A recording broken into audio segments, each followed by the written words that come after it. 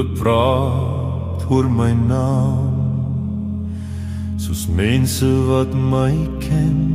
Hulle sê, daai een het verander. Hulle sê, ons kan hom nie meer lees nie. Hulle sê, hy luister nie meer soos vroeër nie. Maar hulle weet nie wie my geroep het uit daai stil nag uit, toe ek alleen was.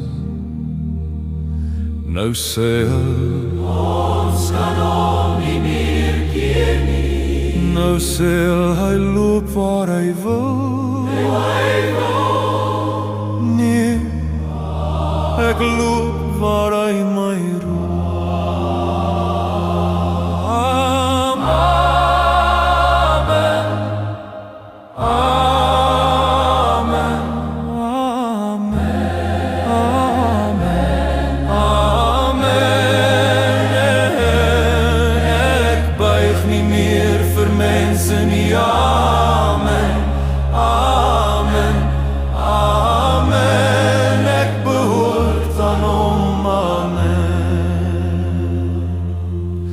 Hulle kyk, maar hulle verstaan nie.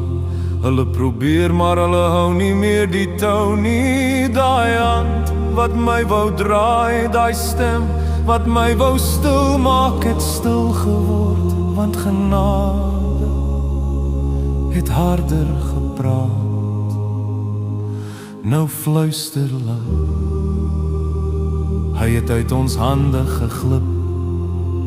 Maar is nie dit nie. Nee, ek is net vrygemaak.